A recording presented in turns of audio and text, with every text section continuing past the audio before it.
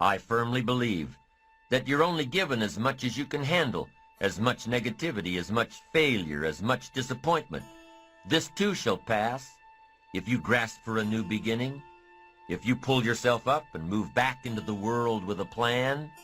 So as foolish as it might sound, be thankful for your current limitations or failures, for they are building blocks from which to create greatness. You can go where you want to go. You can become what you want to become. You can do it all, starting now, starting right where you are. You've got to keep trying and trying and trying. You've got to have enough resolve to do it until. So be grateful for adversity, but for your future, make it work for you, not against you. Make your failures give birth to great opportunity, not prolonged agony. The world will willingly sit by and let you wallow in your sorrows until you die broke and alone. And here's what else the world will do. The world will step aside and let you by. Once you decide that your present situation is only temporary, once you decide to get back on your feet and make your mark. The world doesn't really care.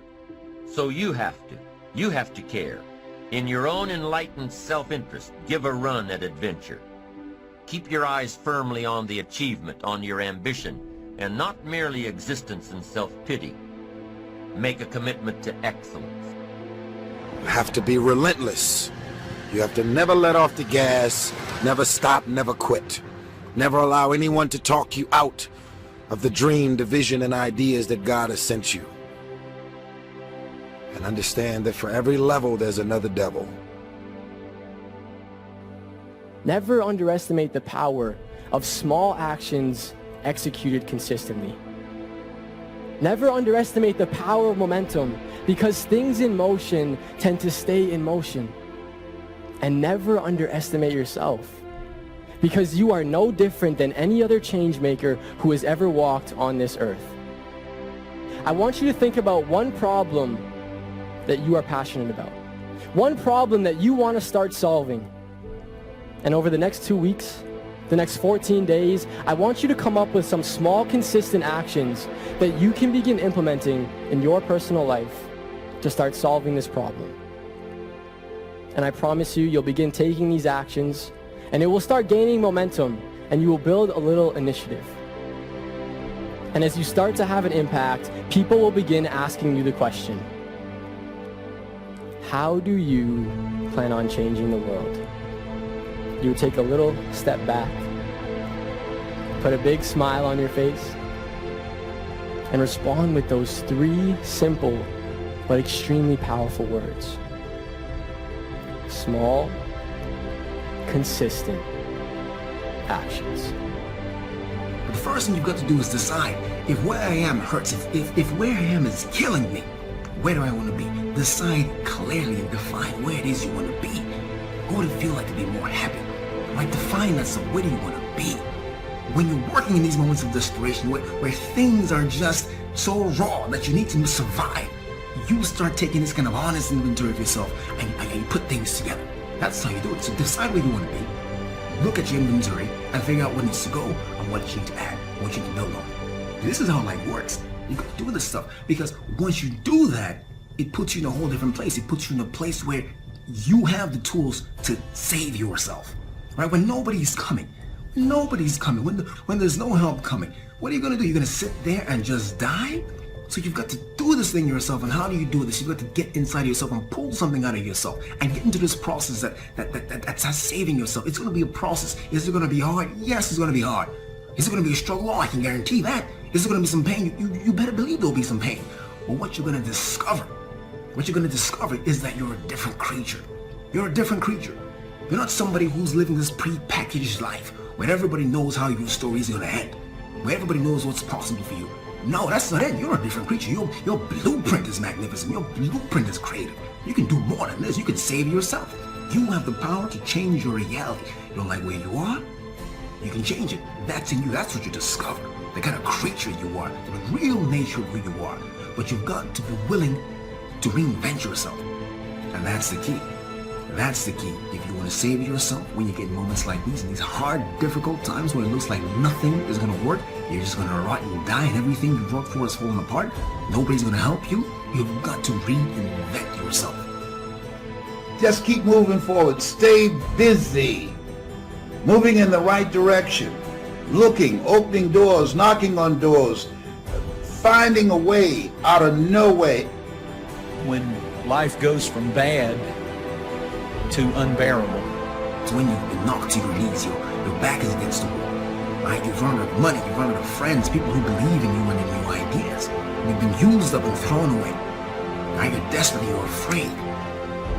Right? It hits you that this is it, this is do or die, and it's just me. Right? It's just me. That's how life works. In life, things will happen to you that you can't expect, you can't anticipate, you can't plan for. They just show up. And at that point, you have a decision to make. You have a decision to make. You can decide, I'm going to quit. It's over. I can't do this anymore. I've spent too much time, too much blood. I've spent so much building this thing, working on this dream, raising this family. I can't do this anymore. It's over for me. I quit. You can decide that. Or you can decide that no, this isn't it for me. This isn't how my story ends. This isn't it. I didn't spend all this time building this business, raising these kids, building this family just to walk out on them. I didn't spend all these years being sober just to quit. Now, I didn't get this far just to die like a dog in the street. No, this isn't it for me. This isn't over for me. No, I'm going to survive this. All right, nobody has my back, but it's do or die, and I'm going to survive this thing. You can decide that, and when you decide that, you're doing that in a moment of desperation. And here's what I've discovered about desperation. In desperation, you discover truth. Truth. Because the walls fall down. All that stuff falls apart. And all that's left is truth, because you've got to get out of here. No time for games, no more excuses. A lot of people give up. They surrender. They run with their tails between their legs. It's a God-ordained opportunity. There are opportunities here. In the midst of crises, 3 types of people are going to come out of this. Millionaires, billionaires, and witnesses. People who stood around and watched. You have something special. You have greatness in you. And whatever, no test, no testimony, whatever is in front of you, you have the power to handle it. But I don't know what to do. Okay, got that. You don't know what to do. Figure it out. You don't have to know what to do. Walk by faith and not by sight. Figure it out. Everything that exists, somebody was willing to put in the energy and the time to figure it out.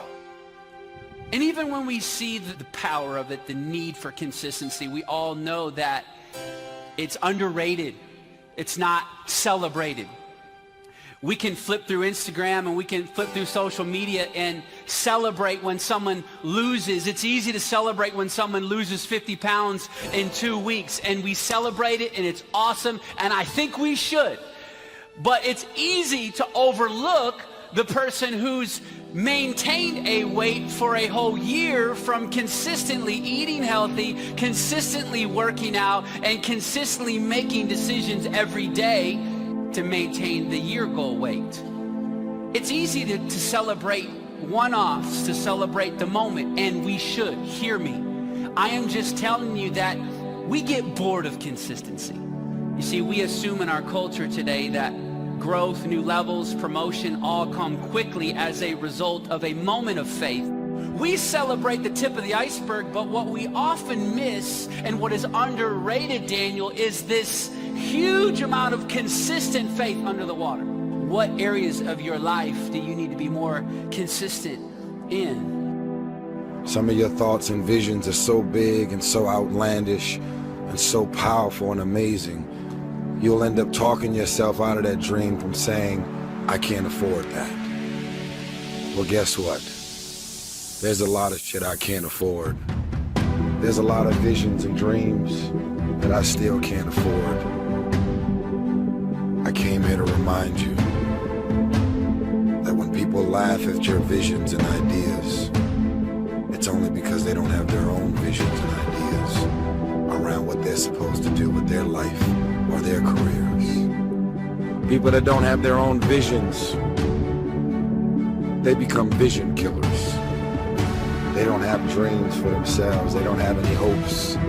They're hopeless. They're uninspired, unmotivated. They have no dreams. They have nothing that they're ambitious about. But I want to remind you to continue to dream and dream big. I have a habit of dreaming with my eyes open. I get very inspired by the things I see. I just wanted to remind you to dream and dream big. You have to be able to see what doesn't exist in order to be able to pull off or achieve what in most people's minds seems to be impossible. Only those that can see the invisible, being able to see what's not there. What is your vision? What is your idea? What was that God-sent dream? Only those that can see the invisible can do what seems to be impossible. You have to be awfully immature to think that every day is going to be a good day. Some days are better than other days. And some days, if it ain't one thing, it's another. Sometimes bad things, horrible things happen to good people. And I don't know why, but life isn't fair. Life isn't fair. Life just is. It wasn't fair. The fact that you're still alive and still on this earth, even though it's been challenging and rough, and sometimes you get discouraged and uninspired to keep going. God has a plan. You will grow through what you go through. Everything that you're going through, at some point, it makes no sense to you right now.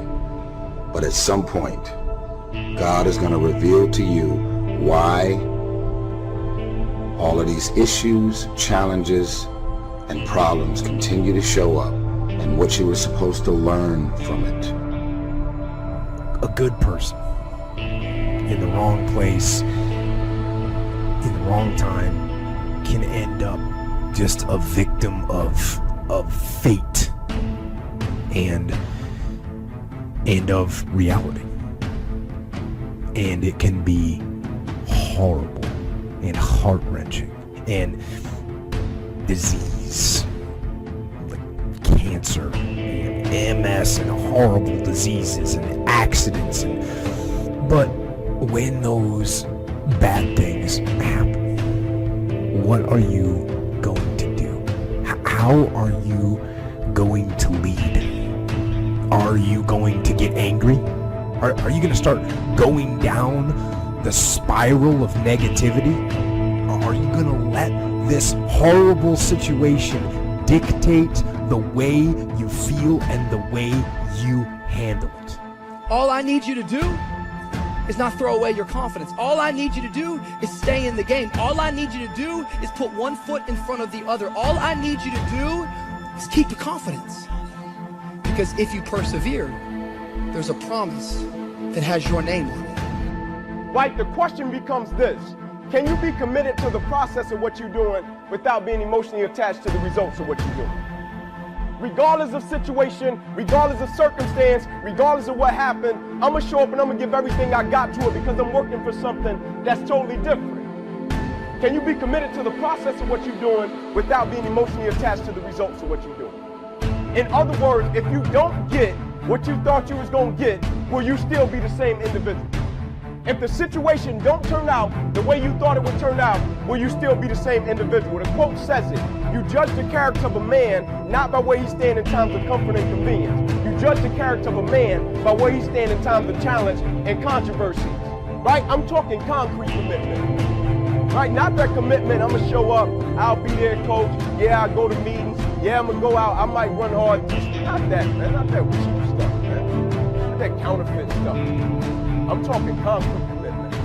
I'm talking a commitment that says, I am going to stay true to what I said I would do long after the move that I've said it in this lesson. Right? Because when you're in them seats, it's easy to talk about what you're going to do. Right? But Mike Tyson said it. Everybody got a plan until they get punched in the mouth. Right? People don't burn out in life because of what they do. People burn out because life makes them forget why they do it. Go back and do some soul searching. and think about when you first started.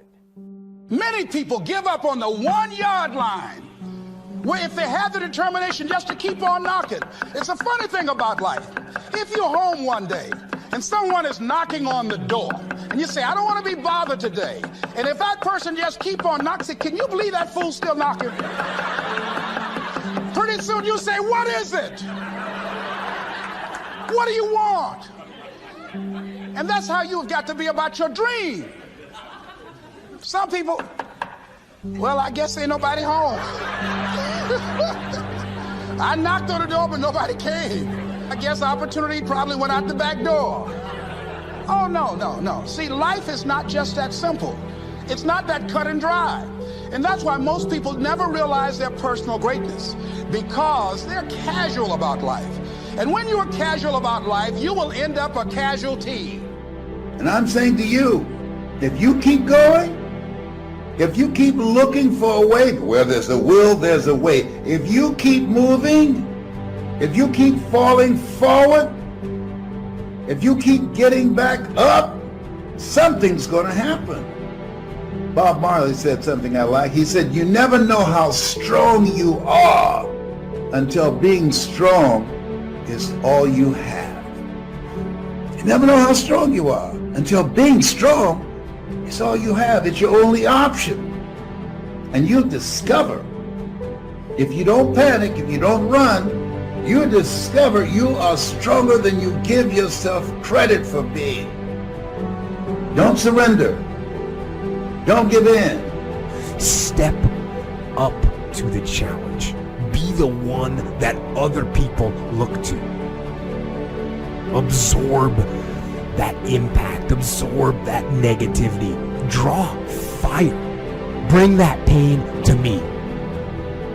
I can handle it when maybe others cannot.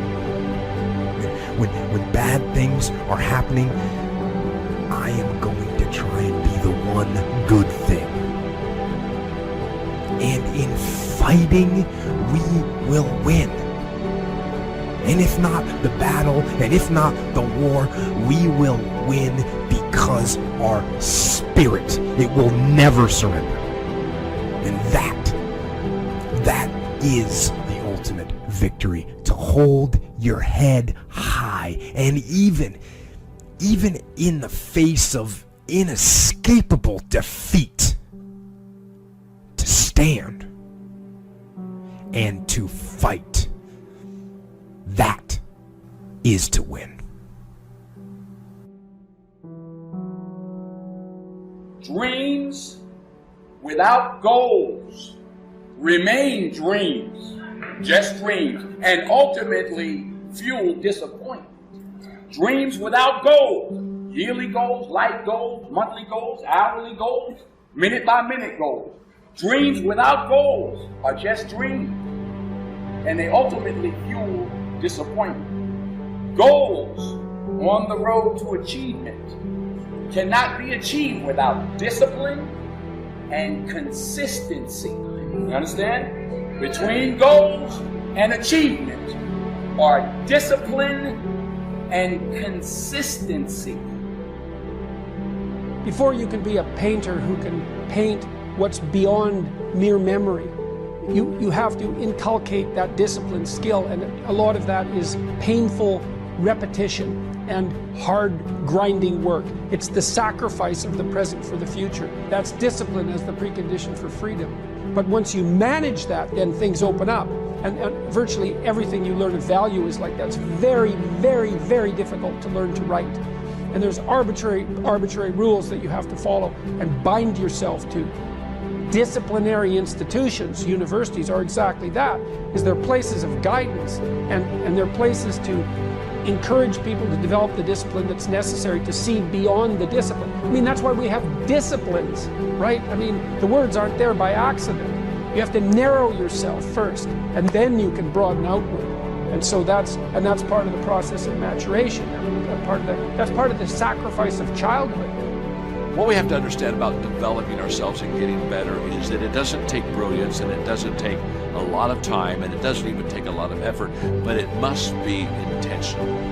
The fact that you don't get better automatically, you only get better because you intentionally make a decision to get better. To develop yourself, you've got to get out of the intending world and get into the doing world. So if you want to develop yourself and you want to get better, just act on what you've already expressed that you want to do.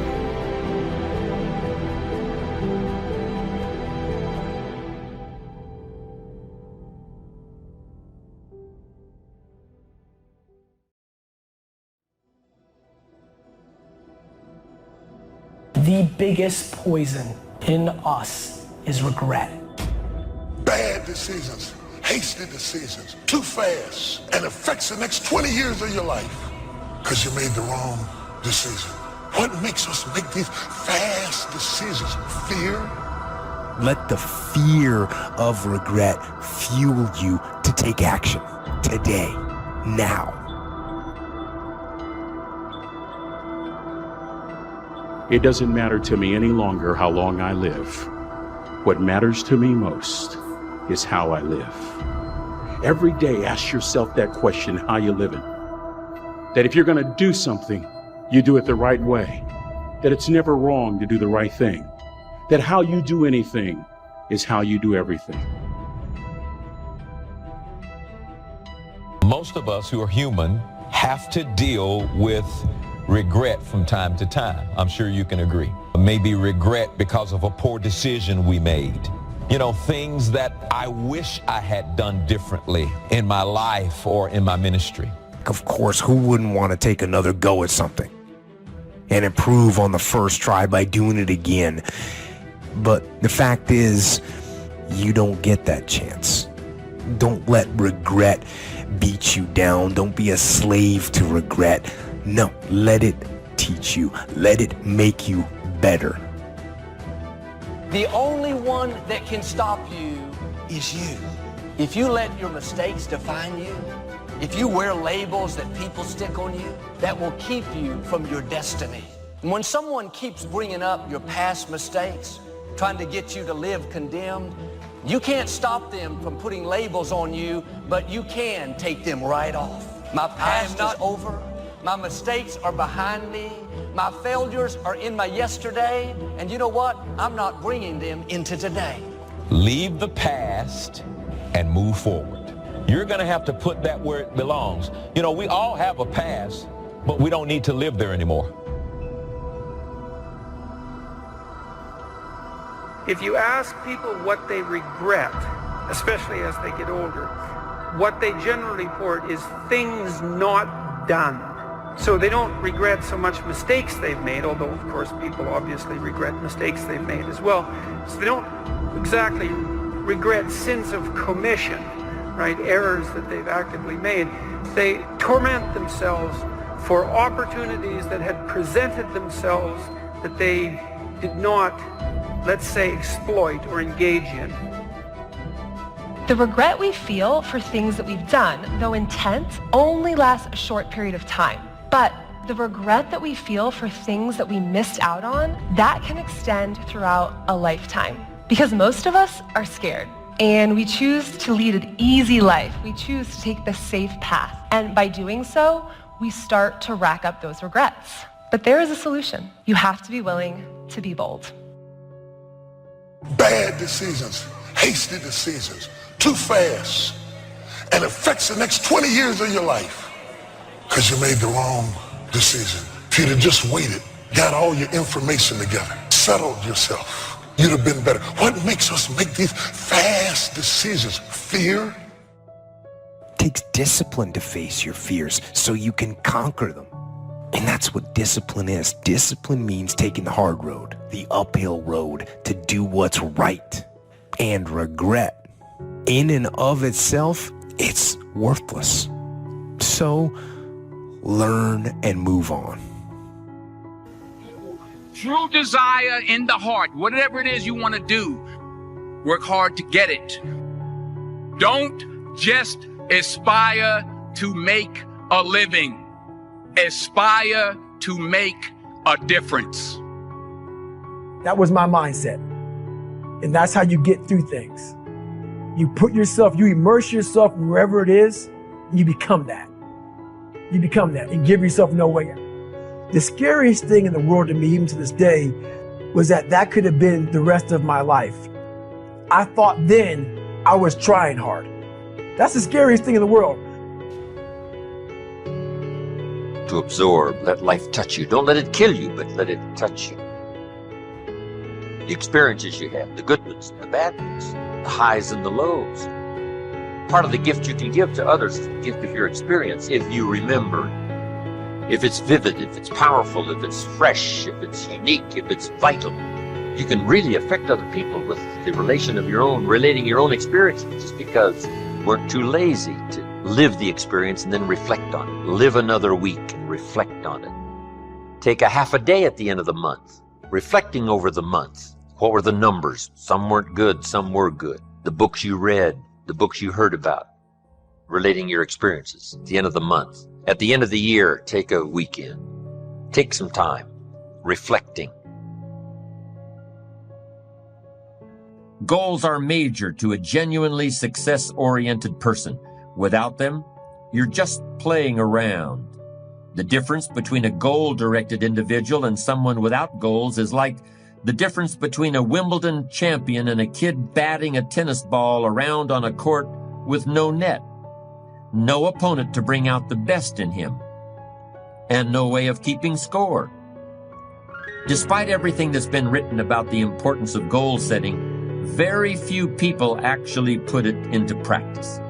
It's always amazed me the way the average guy puts more thought and effort into planning his 2-week vacation than he devotes to planning his life. What's he taking a vacation from? He hasn't really decided what he's trying to do in life, but for 2 weeks out of the year, he just decides he wants to do something else. And this is what he plans very carefully. Challenge creates strong character, and goals represent challenge in its most positive form. Leaders have their personal goals clearly in focus, as well as the goals of the organization. In fact, one of the principal responsibilities of leadership is defining goals for the vast majority of people who aren't able to do it for themselves. Be the best. Lifelong personal development and the commitment to personal excellence requires tremendous dedication, discipline, and willpower. It is often the case that we know what we need to do, but we lack the courage to take the risks that accompany trying anything new. Instead, we make excuses for inaction. The great thing about excuses is that no matter what happens, excuses are always there waiting to be used. Anybody can have an excuse for absolutely anything, but the downside of excuses is that nobody really believes them. If you make excuses, they're going to know it, and they're going to think less of you. But if you refuse to rely on excuses, people are going to know that too, and they'll admire you for it. You need large amounts of self-discipline to deal courageously with all the fear-inducing events of your life. Courage is rightly considered the foremost of the virtues, for upon it all others depend. Often, fear is necessary to preserve life, prevent injury, and guard against financial mistakes. As you might imagine, I don't think we should spend a lot of time regretting the choices we've made in the past. To spend time brooding over how things went, that's an illusion. What you're doing is suffering pointlessly in the present under the shadow of certain memories. You're telling yourself a story about something that might have been over and over again. How long do you want to do that for? And sometimes life is going to knock you down, but because you have been knocked down don't mean that you finish. No, you knocked down but not knocked out. No. You got some reasons. It might be your own sense of pride and determination in the kind of life that you want to create.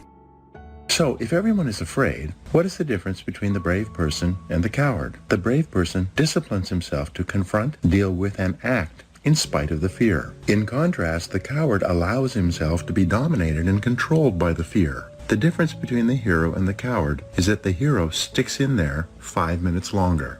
No one is born with fears. Fears can therefore be unlearned by practicing self-discipline repeatedly with regard to fear until it goes away.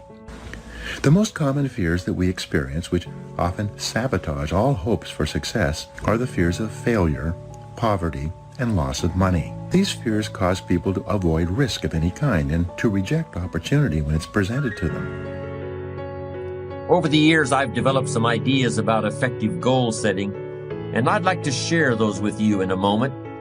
When I was a kid, I used to dream what it would be like to buy a ticket on a railroad train and just go someplace. I really didn't think about where I'd be going or how long it would take to get there. I just loved the idea of getting on the train and just letting it take me someplace. I guess there's still something appealing about that idea, but it's not really the way you want to live your life as a mature human being. When you grow up, you buy a ticket on a train or a plane because you want to go someplace, and you know exactly where you're going. You may have to change planes in a different city, your flight may be canceled, and you may have to switch to another flight. You may not feel like talking to the person seated next to you, but you will persist. You know where you're headed, and you're quite determined to get there. That's goal-directed behavior in its simplest form. There are short-term goals and long-term goals. Long-term goals are the equivalent of a major journey. When you reach the point where you've achieved your long-term goals, your life will be fundamentally changed, and the process of getting to that point will transform you into a stronger, wiser, higher-performing person than you are now. How can you identify your long-term goals? On a sheet of paper or in a notebook, write these 5 headings. Number 1, what do I want to do? Number 2, what do I want to be? Number 3, what do I want to see? Number 4, what do I want to have? And number 5, where do I want to go? Now, under each of these categories, write down several possible long-term goals. Be very relaxed about this. Just allow your mind to flow and come up with 3 to 6 ideas for each category. Don't worry about a lot of details at this point, and don't spend too much time describing a particular goal. In category number 1, for example, what do I want to do? Suppose you want to write a book about the history of your family, going back to the arrival of your great-grandparents in the United States. Just quickly jot down family history. Then as you look down the list of categories, it occurs to you that you've always wanted to see the pyramids in Egypt. So you write pyramids. Keep writing down ideas as long as the list of categories continues to inspire you. You'll probably be surprised at some of the things that turn up. You may have kept a great many desires and aspirations hidden in the back of your mind, but the opportunity to write them down will move them to the forefront of your consciousness. That's one of the benefits of this technique.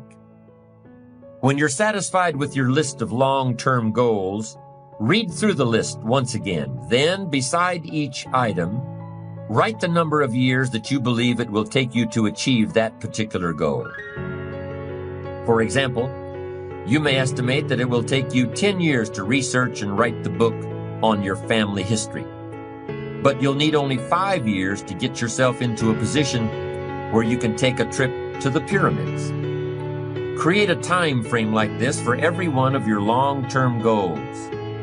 Immediate goals, those that will take less than a year to achieve, are important too, of course, and we'll deal with those separately in a moment.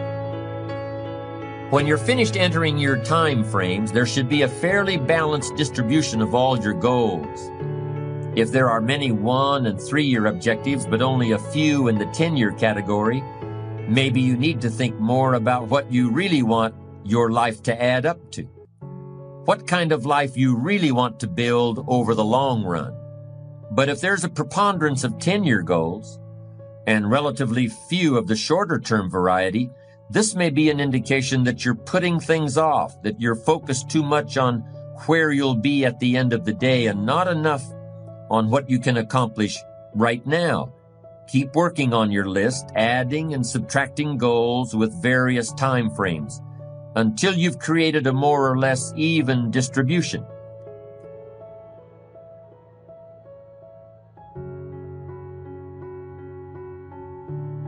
How many times have you had a great idea, didn't do anything about it, and then a year later someone did something about it, made a lot of money, got the promotion, etc.?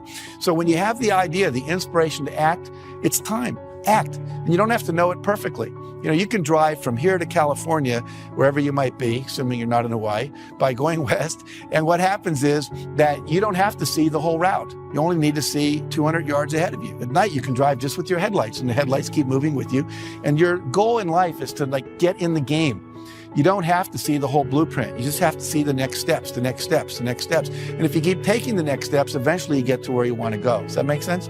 We believe that when you are vibrating at the level of 100% expectancy that you're going to get something, it's already a done deal. You know, piece of cake, no big deal. We're going to win this thing. We're going to get that contract. You know, I'm going to make this thing happen. Then what happens is the universe literally responds. Sometimes when you're doing this, you're putting on the vision of this should happen by this date. It's okay to set goals like that, but sometimes it takes a week longer, a year longer, whatever. But law of attraction says if you'll just hold the expectancy, like attracts like. If you say, I want to be a millionaire, but I don't know anyone that would ever teach me how to do that, or I want to buy a car, but I don't have any money, then what you're doing is saying, it's like calling up Domino's Pizza and saying, send me a pizza, and calling them up a minute later and saying, never mind. It's like, you know, you've got to create the space mentally to hold this vision that you've got. And that requires expectation and then knowing that the perfect thing is on its way. You should always make decisions with your heart and soul. You can use your brain for math. You can use your brain to look at the fine print in a contract. But when it comes to the actual feel of the decision, you always want to go inward and check it against your heart and soul. Here's the simple test. Does the decision that you're about to make expand you, expand your future, or expand the possibilities of your life? If the answer is yes, then the decision is yes, no matter how terrifying it is. Here are some action exercises that you can do. Make a decision today to invest in yourself and getting better, as if your future depends on it, because it does. Identify the most important skills you have that determine the quality and quantity of results you get at your work, and make a plan to get better in each one. Set excellent performance in your work as a goal, and then determine exactly what you will need to do every day to join the top 20% or better in your field. Look ahead 3 to 5 years and determine the new knowledge and skills you will need in order to lead your field in the future. Then start acquiring them today. If you could wave a magic wand and become absolutely excellent, which one skill would have the greatest impact on your earning ability? Whatever your answer, set that skill as a goal, make a plan, and work on it every day. Commit yourself today to lifelong learning and never let a day go by without getting better in some area. Now comes the really challenging and interesting part. So far, you've just been adding things to the list, but now it's time to start making some selections. Now you're going to start asking yourself what's really important compared to what might just be sort of fun. Choose 4 goals from each of the 4 time frames, 1 year, 3 year, 5 year, and 10 year. Now you have 16 separate goals. So far, you've only referred to them in shorthand fashion, but now you're going to start seeing them very, very clearly in your mind's eye. You're going to see each goal just as if it were being realized this very minute. And you're going to write down a detailed description of exactly what you see.